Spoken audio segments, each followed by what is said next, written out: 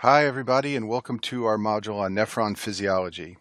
Shown on the screen is a drawing of the nephron. You can find millions of these in the human kidneys, and the job of the nephron is to filter the blood and make urine that will be excreted from the body, basically to take some elements out of the blood and excrete them in the form of urine and leave others behind. And the first basic principle of how the nephron works that you need to understand is that the nephron filters a lot more stuff than it wants to excrete in the urine. So blood comes into the nephron here at the glomerulus, and lots of things, water and other solutes, are filtered that the body actually wants to hold on to. And what's then going to happen is, as those substances move through the nephron, they are going to be selectively reabsorbed. So for example, things that the body wants to hang on to, like water and sodium chloride and potassium and all these things I've shown here, will be reabsorbed.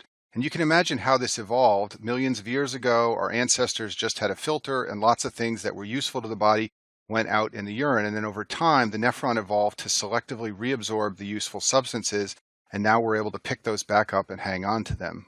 The way that the nephron selectively reabsorbs solutes and other substances that are useful to the body is by transporting them from the urine side of the nephron into the interstitium or blood.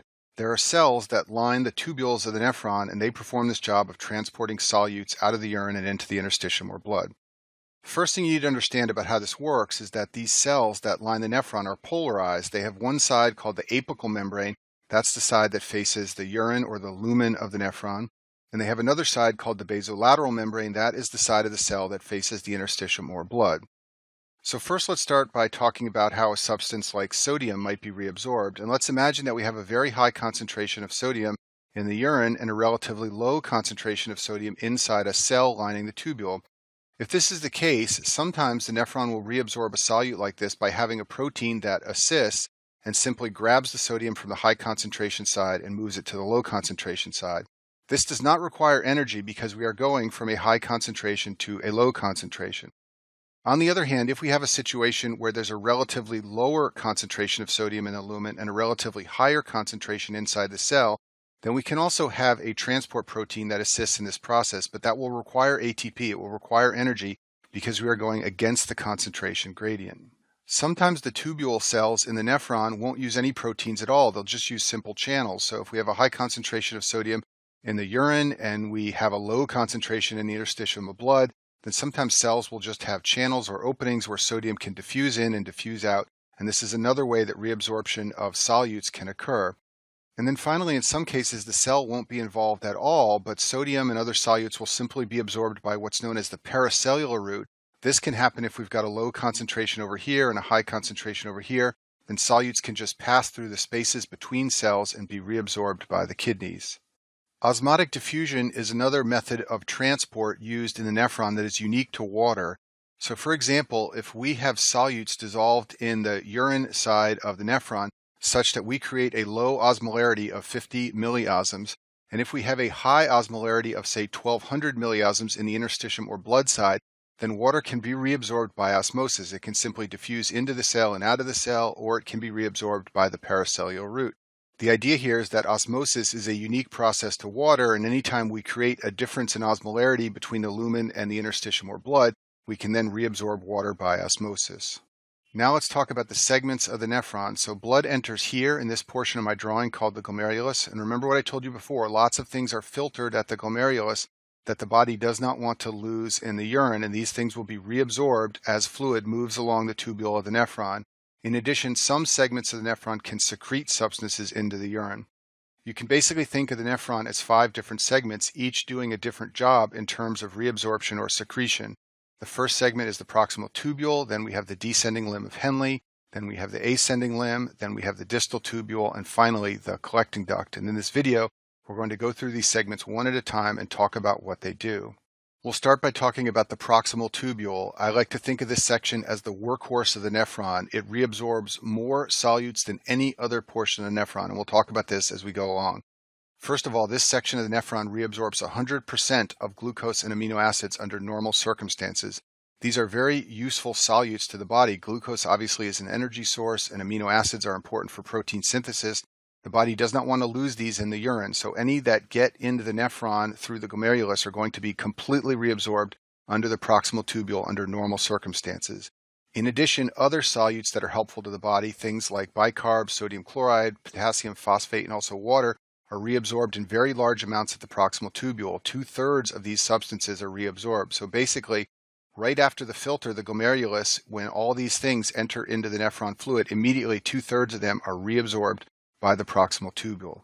The engine that drives the proximal tubule is a sodium-potassium ATPase pump found in the basolateral side of cells of the proximal tubule. It's very important that you understand this. This pump makes the proximal tubule work. It is always going, consuming ATP. The proximal tubule uses a lot of ATP, and this creates a low concentration of sodium inside cells in the proximal tubule. And what the cells are going to then do is use this low concentration of sodium as a driving force to reabsorb lots of other solutes and also water. As I told you before, proximal tubule cells reabsorb all of the filtered glucose under normal circumstances. Once there's a low concentration of sodium inside the cell, this is very easy to do. This creates a situation where we have a relatively high concentration of sodium in the lumen or the urine, and therefore sodium can diffuse down its concentration gradient linked to a pump which also reabsorbs glucose. And then there is another pump on the other side of the cells, and in this manner glucose is 100% reabsorbed from the urine to the interstitium or blood. All that potassium that is put inside the cells, creating a high concentration of potassium, can then leave the cells linked to chloride, and this pulls chloride out from inside the cell, and then chloride reabsorption can be linked to the excretion of anions. Anions are negatively charged substances. They have a tough time getting across the glomerular capillary membranes, and they often don't get filtered very well. So the proximal tubule cells need to secrete these substances to get them into the urine. So things like hydroxide, formate, oxalate, sulfate, these are all negatively charged molecules, and they are secreted by the proximal tubule cells linked to chloride. And the reason chloride can be reabsorbed is, once again, because that ATP pump is always working. And then once we get a high concentration of sodium over here from reabsorption, then we can use osmosis to reabsorb water via the paracellular route, and some of that water takes sodium chloride with it. So in this manner, we grab more water and sodium chloride from the lumen or the urine and bring it back into the interstitium or blood. Let me pause and make some important points about glucose. It's very high yield for you to understand this. As I told you before, this is completely reabsorbed by the proximal tubule under normal circumstances, and it's reabsorbed together with sodium by a co-transporter. If a patient develops a high glucose concentration in the serum, as occurs in diabetes, if the glucose level gets to about 160, then glucose will start to appear in the urine. At 350 milligrams per deciliter in the serum, all transporters are saturated, and at that point, any further increase in serum glucose leads to more glucose in the urine. If we were to plot the serum concentration of glucose on the x-axis, and if we were to plot the urinary excretion of glucose on the y-axis, what we would see is initially this would just be a flat line at 0. The reason it would be a flat line at 0 is because there's no urinary excretion of glucose until the serum glucose concentration rises to about 160.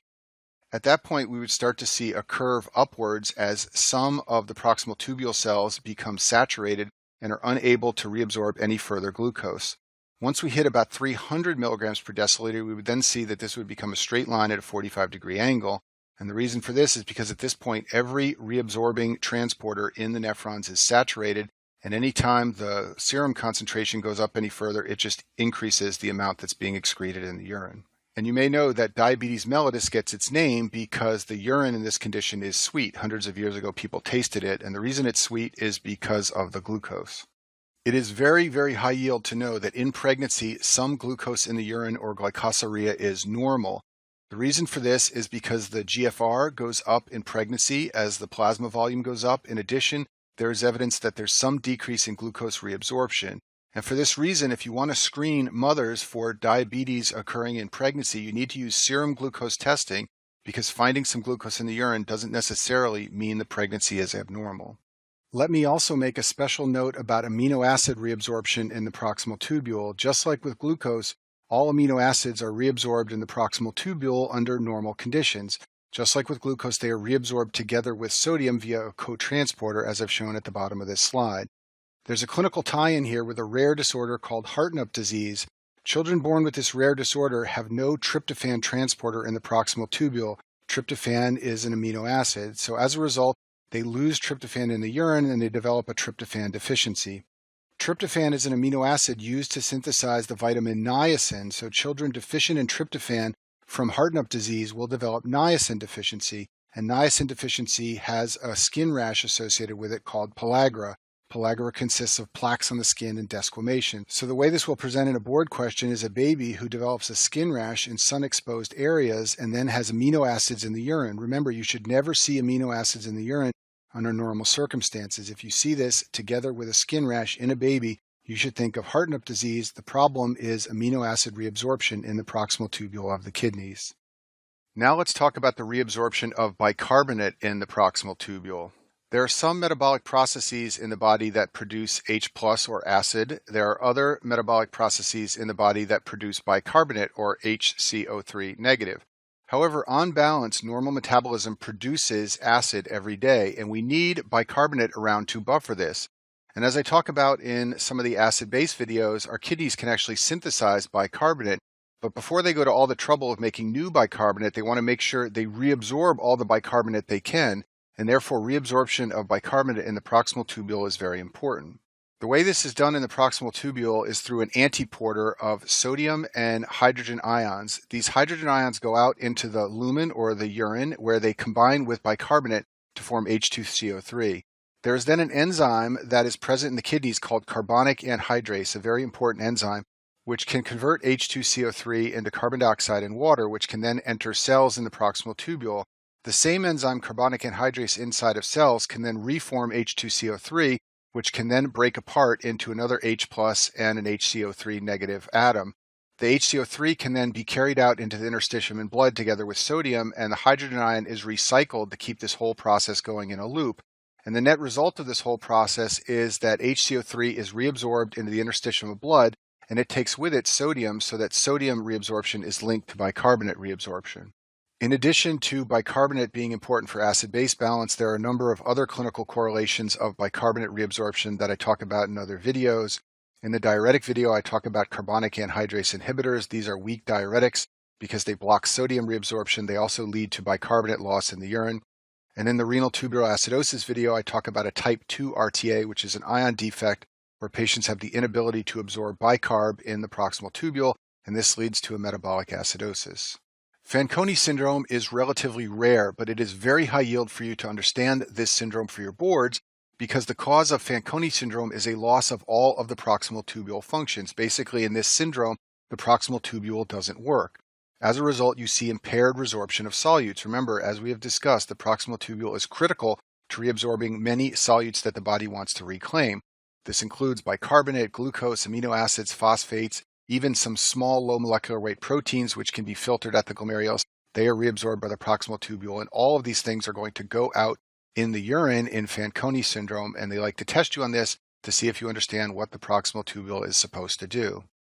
The presentation of Fanconi syndrome is very similar to diabetes. That's because there is glucose in the urine, which leads to diuresis. This makes the patient urinate a lot, and then the patient becomes thirsty, so there will be polyuria and polydipsia. And in a board question, you will see a description of polyuria and polydipsia along with glucose in the urine, and you will say, aha, this is diabetes, but it's not. And the reason is because in Fanconi syndrome, there is a normal serum glucose. There is no hyperglycemia because insulin and glucagon and all the body systems to control glucose levels are working. You can also see a non-anion gap acidosis. This is because you're losing bicarb in the urine. There can be hypokalemia because anytime there is increased nephron flow, this leads to a loss of potassium, and we'll talk more about this later in this video. There can also be hypophosphatemia from loss of phosphate, and there can also be amino acids in the urine. And remember what I told you before, in Hartnup disease, amino acids should never be in the urine, and if you see a description of this, you should automatically think something is wrong with the proximal tubule. Fanconi syndrome can be inherited or acquired, and as I told you before, in general, it's rare. The inherited form, which presents in infancy, is associated with cystinosis. This is a very rare lysosomal storage disease where babies cannot break down cysteine, and therefore it accumulates in their cells. If you look at the bottom of the screen, this is the amino acid cysteine. If you link two of these together, you get cysteine. And cysteine often links together to form this structure of cysteine, and you need to be able to break this down in your lysosomes. If you're missing an enzyme, you cannot break this down, and therefore cysteine accumulates all over the body. That's called cystinosis. And one of the first places it tends to accumulate is in proximal tubule cells. So for this reason, babies born with this rare lysosomal storage disease will present in infancy with Fanconi syndrome. Now, just an aside here, don't confuse cystinosis with cystinuria, even though the two names sound alike. Cystinuria is an isolated proximal tubule defect where patients have impaired reabsorption of cysteine. That's that molecule that is two linked amino acids together. The problem here is that cysteine will accumulate in the urine and a rare form of kidney stone called cysteine kidney stones will develop. And I talk about this in more detail in the video on kidney stones. Getting back to Fanconi syndrome, let's talk about the acquired causes. So lead poisoning is a classic acquired cause of Fanconi syndrome. Lead can poison proximal tubule cells. Multiple myeloma is also a classic cause of an acquired Fanconi syndrome. In the hematology section, I talk about multiple myeloma, but it often damages the kidneys and it can cause proximal tubule damage, which leads to the Fanconi syndrome. And then finally, there is a long list of drugs that are occasionally associated with Fanconi syndrome. I've listed all of them here. One of the classic drugs is cisplatin, which is used for chemotherapy. Another one is ifosfamide, which is an alkylating agent for chemotherapy. Fanconi syndrome has also been reported associated with these other drugs on the screen here. The next thing I'm going to do is go through this classic graph that you can find in renal physiology textbooks on the screen. It shows the changes in concentration of various solutes as fluid moves along the proximal tubule. So the distance along the proximal tubule is on the x-axis. On the y-axis is the concentration of solutes. However, they are expressed in a very unusual way. They are expressed in the ratio of the concentration of that solute in the tubule compared to plasma. So initially, all of the substances have the same concentration as plasma right after they are filtered at the glomerulus. But then as the tubular fluid moves along the proximal tubule, the concentration changes. Some of those solutes see their concentration rise relative to plasma, others see their concentrations fall. So we're going to try to explain this entire graph in the next few minutes here. The first thing we need to talk about is all the possibilities for how the concentration of solutes might change as fluid moves through the proximal tubule. So let's imagine we have a 50-50 mix of a solute represented by the red dot and water represented by the blue dot. And now let's imagine we move along the proximal tubule in the nephron and we reabsorb the solute, the red dots, at the same rate we reabsorb water, the blue dots. At the end of the proximal tubule, we will still have a 50-50 mix. There's less red and less blue, but the mixture is still 50-50. And this is what happens for sodium and chloride. They are reabsorbed at roughly the same rate as water, so even though we are reabsorbing sodium and chloride, the relative concentration doesn't change much through the proximal tubule. Now let's imagine we have a different solute also at 50-50, and as we move along the proximal tubule, we reabsorb lots of that solute, even more than we reabsorb water. This would leave us with a mix that is less than 50-50. In other words, the concentration of that solute would fall. And this is what happens for glucose and bicarb. These two solutes are actively reabsorbed by the proximal tubule. They are reabsorbed at a greater rate than water, and therefore their concentration falls along the length of the proximal tubule. Finally, let's imagine we have a third mix of 50-50 solutes and water, and we move along the proximal tubule.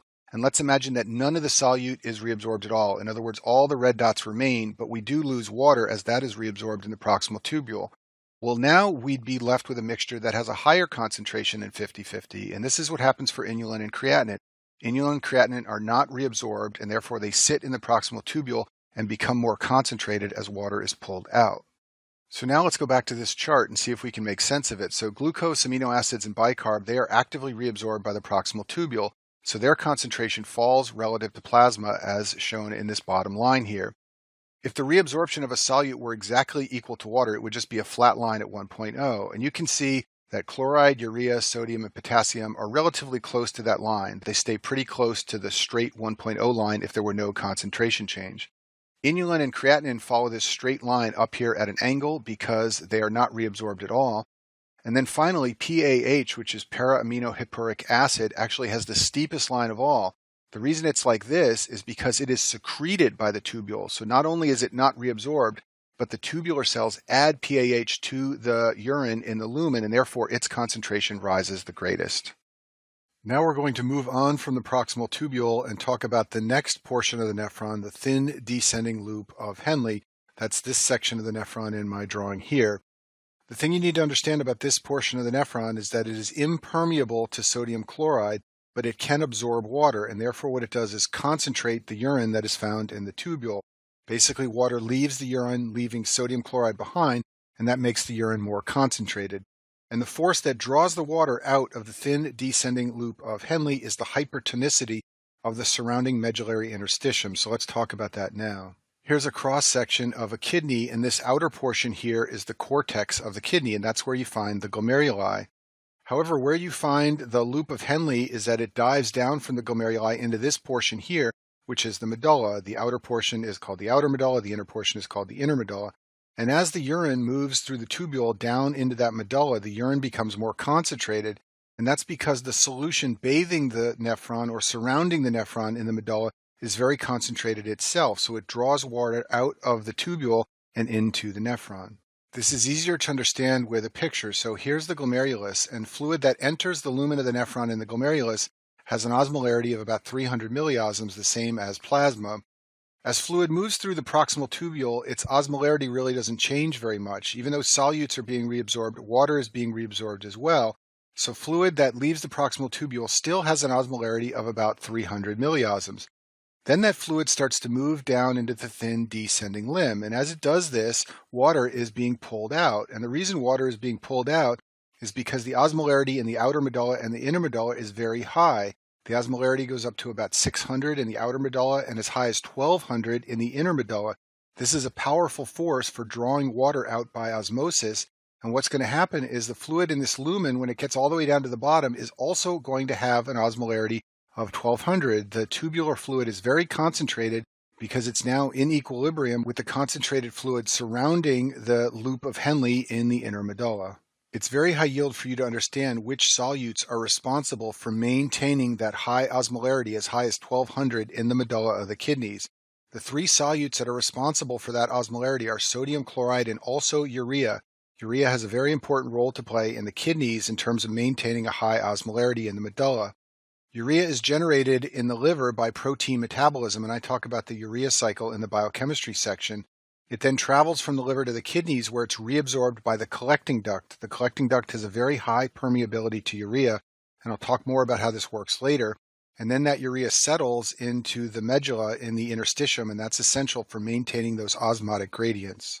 So I'll go through this once again just to make this very clear. Fluid leaving the proximal tubule has an osmolarity of about 300. It's in equilibrium with the cortex of the kidneys.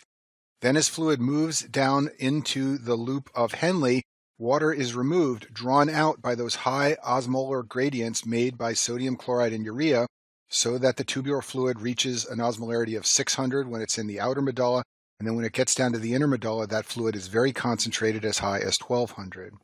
Once urine reaches the bottom of the loop of Henle and has become very concentrated, it then begins to move up the ascending limb of the loop of Henle. And I told you before that the descending limb is permeable to water and impermeable to sodium chloride. The ascending limb is the opposite. It is impermeable to water, however, it is permeable to sodium chloride. What this means is as the urine moves up this ascending limb, sodium chloride is going to be removed. This is going to pull solutes out of the tubular fluid and dilute it all the way down to a very low osmolarity of 120 milliosms at the top of the ascending limb of the loop of Henle. You'll also notice in this drawing that the ascending limb has two portions, a thin portion and a thick portion. The thick portion is the most important portion. That's where sodium chloride is actively resorbed to take that tubular fluid all the way down to a very dilute and low osmolarity of 120. Sodium and chloride are reabsorbed in the thick ascending limb of the loop of Henle by a very important pump that reabsorbs sodium, potassium, and 2 chloride ions. This is the same pump that is inhibited by loop diuretics, which I talk about in the diuretic module. The reabsorption of sodium is an energy-dependent process. There is a sodium-potassium ATPase pump found in the thick ascending limb. It reabsorbs sodium and creates a low concentration of sodium inside the cell that can be used to drive the activity of this pump right here. Now, some of this potassium that's reabsorbed by this pump will leak back out into the tubular fluid. This creates a positive charge in the urine in the lumen of the nephron at this portion of the loop of Henle. That positive charge is very important because it is used to drive the reabsorption of other positively charged ions like magnesium and calcium. They are reabsorbed via the pericellular route, and they are driven out by the positive charge in the lumen of the nephron. Moving on, now we'll talk about the distal tubule of the nephron. That's this section shown in my drawing down here. It's the section of the nephron that comes right before the collecting duct, which is the last portion of the nephron. This part of the nephron resorbs sodium and chloride. Once again, there is an ATP pump that reabsorbs sodium in exchange for potassium. This creates a low concentration of sodium inside the cell, and that low concentration of sodium is used to reabsorb sodium and chloride. The chloride can then diffuse out a pump on the other side of the cell. The distal tubule is also very important for calcium reabsorption. Calcium can enter distal tubule cells via a channel and then be reabsorbed in exchange for sodium. And this is important because, as I'll talk about in other videos, parathyroid hormone acts on the distal tubule to drive more calcium reabsorption through these channels and transporters. Finally, we get to the collecting duct, the last portion of the nephron. There are two cell types found in the collecting duct. The first cell type is called a principal cell, and the second cell type is called an intercalated cell. The principal cells have an ATP pump that generates a low concentration of sodium inside the cell. In this manner, sodium can be reabsorbed by the principal cells via a channel. This channel is called an ENaC channel. ENaC stands for epithelial sodium channel, and we'll talk about later how this is an important channel because its activity is regulated by aldosterone. In addition, potassium enters the cell via the sodium pump and then can exit into the lumen via a potassium channel. And so in this manner, the collecting duct is important for the secretion of potassium in the setting of high potassium states in the body. And then finally, the principal cells are also important for the reabsorption of water. And I'll talk more about that in a minute because this reabsorption of water is modulated by antidiuretic hormone. The main role of the intercalated cells is to secrete acid. They secrete hydrogen ions into the urine via an ATP pump. So here I've summarized some key points about the collecting duct in terms of its functions. It reabsorbs sodium and water, and it secretes potassium and hydrogen. And the one thing you need to understand is that anytime there's increased sodium delivery to the collecting duct, there will be more potassium excretion. That's because potassium goes out in the collecting duct in exchange for sodium coming in. And more sodium gets reabsorbed when you send more sodium to the collecting duct. So for this reason, hypokalemia often occurs in patients on diuretics like loop diuretics and thiazide diuretics. That's because these drugs send more sodium to the collecting duct, which then gets exchanged for potassium. I'll go back to this slide to make this point clear. So if you send more sodium to the collecting duct, more sodium will enter through this channel and go out through this pump. Then more potassium will come in and go out through this channel. So the two are interrelated. More sodium going in this direction always turns into more potassium going out in that direction, and that's why any drug that promotes diuresis and sends more sodium to the collecting duct can potentially cause hypokalemia. A special feature of the collecting duct is that its activity is heavily influenced by two hormones, aldosterone and antidiuretic hormone. Both of these hormones act on the kidneys and they regulate the function of the collecting duct. Aldosterone is a steroid hormone. It has a structure that is derived from cholesterol, just like all steroid hormones, and this allows it to pass through the lipid bilayer of cells and have effects inside of cells, including on gene expression. It's called a mineralocorticoid because it has effects on minerals like sodium and potassium, and this is in contrast to cortisol, which is a glucocorticoid and has effects on blood sugar. Both cortisol and aldosterone are released from the adrenal cortex, and I talk about this in more detail in the videos on the adrenal gland in the endocrine section. Aldosterone's effects on the collecting duct are summarized on this slide. It can increase the number of sodium-potassium ATPase proteins. It can increase the number of ENaC sodium channels in principal cells. It can also promote potassium secretion by principal cells and hydrogen ion secretion by intercalated cells. Here's a slide showing the effects of aldosterone on the principal cells. The number of sodium-potassium ATPases can be increased by aldosterone. Remember, it's a steroid, so it can travel inside the cell and induce gene expression, so it can increase the expression of genes that code for proteins like the sodium-potassium ATPase. It can also increase the number and activity of the ENaC sodium channels, and it can also increase the secretion of acid or hydrogen ions from intercalated cells. The overall effect of aldosterone on the collecting duct is that it will increase sodium and water resorption. This will increase the effective circulating volume, and that's why aldosterone is part of the renin-angiotensin-aldosterone system. The job of that entire system is to respond to low perfusion pressure in the body and increase the circulating volume. Aldosterone will also increase potassium excretion, and that's why it is a hormone responsible for the regulation of serum potassium levels, and it will also promote acid excretion. Its release is stimulated mainly by angiotensin II and by high potassium. So angiotensin II is how the renin-angiotensin-aldosterone system stimulates aldosterone release. And then a second trigger for its release is a high potassium level in the serum. If you consume a high potassium diet, your body will begin releasing more aldosterone to bring the potassium level back down to normal. Finally, ACTH, which acts on the adrenal gland to promote cortisol release, can promote some aldosterone release, although this is a minor effect. Now we're going to talk about antidiuretic hormone, or ADH, and in order to understand how this hormone works, you need to understand the different sections of the nephron and their permeability to water. So the proximal tubule and the descending limb of Henle are permeable to water. Lots of water is reabsorbed in these segments, as we discussed earlier in this video. The ascending limb and the thick ascending limb and the distal tubule are impermeable to water. No water is reabsorbed in these portions of the nephron. And then the last section of the nephron is the collecting duct, shown here. The water permeability of this section is variable, and it all depends on antidiuretic hormone. Antidiuretic hormone is often called ADH. It is also sometimes called vasopressin because it can raise the blood pressure. It's a large peptide hormone. Note that it has a very different structure from the steroid hormone aldosterone. And what ADH does is it promotes free water retention and inhibits secretion of free water by the kidneys. There are two receptors for ADH in the body called V1 and V2.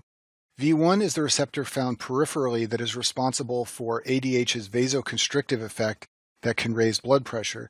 The V2 receptors are found in the collecting duct, and they are responsible for the antidiuretic response of ADH, which we'll talk about in a minute.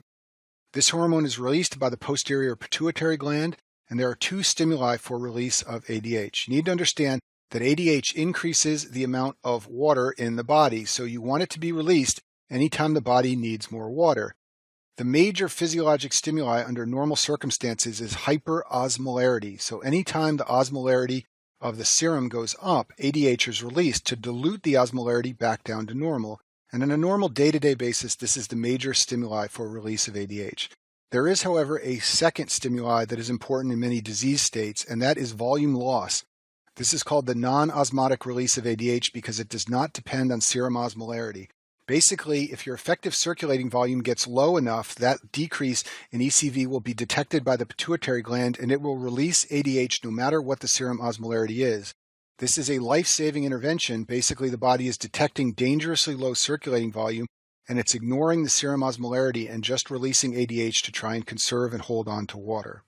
The way that ADH stimulates water resorption is by acting on V2 receptors in the principal cells of the collecting ducts. These receptors are G-protein linked with a cyclic AMP second messenger system, and once the V2 receptors are activated by ADH, an endosome is inserted into the cell membrane. I'll show you a picture of that in a second. The endosomes contain a water channel called aquaporin 2, and as a result of these channels being inserted into the principal cells, there's more permeability of those cells to water.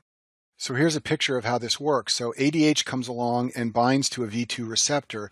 That leads to the insertion of channels on the luminal side of principal cells called aquaporin 2 channels. Once more of these channels are in place, more water enters the cell, and then there are other aquaporin channels like 3 and 4 that are always active on the other side of the cell. So basically, the amount of water being resorbed is controlled by the number of these aquaporin 2 channels, and the level and function of those aquaporin 2 channels is under the control of ADH. So the collecting duct can basically be completely permeable to water or completely impermeable to water. It all depends on the effects of ADH. So let's imagine that you are water deprived. For example, imagine you've been walking outside on a hot day, you haven't had any water to drink, and you've been sweating profusely. In this setting, your ADH level will get very high. That's because your plasma osmolarity is rising and it's being sensed by the pituitary gland, and ADH is being released. This is going to make the collecting duct here permeable to water through insertion of aquaporin channels. As a result, as tubular fluid moves down, it will equilibrate with the surrounding interstitial osmolarity. So that fluid osmolarity will rise to 600 in the outer medulla and to 1200 in the inner medulla. As a result, you will excrete very concentrated urine with an osmolarity of 1200 milliosms, and that's appropriate. You don't want to secrete much free water. You want to secrete mostly just solutes and hang on to all the free water you can. And that's what happens in water deprivation when ADH levels are high. In contrast, if you consume a high water intake, for example, if you chug 8 glasses of water, your ADH level will get very low. This will make the collecting duct impermeable to water. Now, as that tubular fluid moves down the collecting duct, some sodium chloride resorption continues to occur, driven by those pumps we talked about before in the principal cells. As a result, you will make urine that has a very low osmolarity, like 60. In other words, you are excreting mostly free water and very little solutes, and this is what you want to do. There's excess free water in the body, so you want to excrete urine that is very dilute and has a very low osmolarity. Earlier in this video, I told you that urea is a very important osmol for maintaining those osmotic gradients in the kidney along with sodium and chloride. I also mentioned earlier that the collecting duct is permeable to urea, and that's how urea gets into the interstitium. In particular, the collecting duct in the medulla, the medullary collecting duct, is permeable to urea. You should also be aware that urea reabsorption is linked to ADH. ADH increases the amount of urea resorption by the collecting duct and allows urea to enter the medullary interstitium to maintain those osmotic gradients, and then the urea is recycled by going back into the descending limb via transporters. This is easier to understand with a picture, so the first portion of the collecting duct shown here is permeable to water but not to urea. This draws water out in the setting of high ADH levels. As a result, when you get down to this bottom half of the collecting duct, there is a very high concentration of urea found in the tubular fluid. That urea will then be absorbed along with water, and that adds urea to the interstitium. Transporters in the thin descending loop of Henle will pick the urea back up, put it back into the fluid where it'll go back around and then be recycled. This is called urea recycling in the kidney. But the key point here to remember is that urea is reabsorbed in the collecting duct, that it is influenced by ADH, and that urea is a very important osmol for maintaining those high osmotic gradients that you need out here in the medullary interstitium so that water can be reabsorbed. So here's a summary of the major functions of the collecting duct. It reabsorbs sodium and water, and this depends on ADH for water reabsorption, and it's under the influence of aldosterone for sodium reabsorption. The collecting duct also secretes potassium and acid, and this depends on aldosterone, and the collecting duct is also important for urea resorption. I'll finish this video with a couple of summary slides showing you where water and important solutes are reabsorbed in terms of portions of the nephron. So 2/3 of sodium is reabsorbed by the proximal tubule. Remember that the proximal tubule is the workhorse of the nephron. It reabsorbs most of all the solutes that are important in the body. You then reabsorb about 1/4 of the sodium in the thick ascending limb through those transporters we talked about, and the rest is reabsorbed in other portions of the nephron. So remember, for all the discussion that goes into aldosterone and ADH and all the reabsorption of sodium in the collecting duct, that's only a tiny portion of your sodium. Most of it is reabsorbed earlier, especially in the proximal tubule. And just like sodium, most of the water that the kidney reabsorbs is reabsorbed in the proximal tubule, about 15% in the thin descending limb, and the remainder can be reabsorbed in the collecting duct, but this all depends on whether the body wants to hold on or excrete free water, depending on the level of ADH. And that concludes our video on nephron physiology.